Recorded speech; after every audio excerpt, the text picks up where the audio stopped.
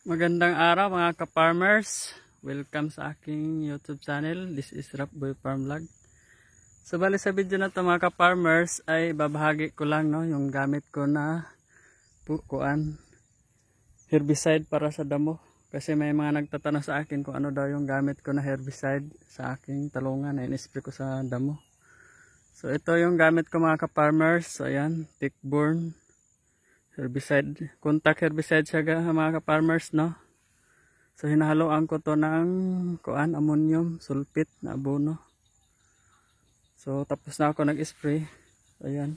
Under lang yung pag-spray ko nito mga ka-farmers kasi contact herbicide siya. Kung ano lang yung matamaan, yun lang yung mamamatay.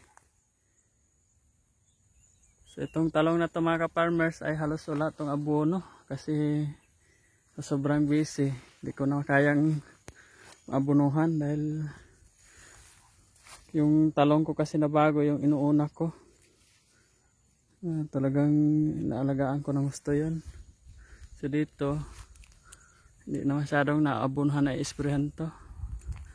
So may mga namatay na nga. So ayan. Namatay na ng mga puno. Kasi wala to halos spray, no? May mabunga pa rin naman. Ayan, sayang din naman kasi. Kahit pa paano, nakakapitas pa naman din. Kaya nisprayan ko ng damo. Kasi yan, makapal na yung mga damo.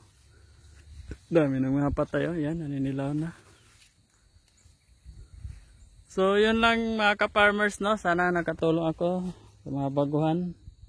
Lalo na yung mga nagtatanong. So kung bago ka pa lang sa aking channel, palambing naman, pa-subscribe Rapboy Farm Vlog. Kahit na rin ang notification bell para updated ka sa aking mga video. Pa-follow na rin ang aking Facebook account, Kabilyo Rapi. Pa-like and share na rin. So thank you for watching. God bless. Happy farming sa atin lahat.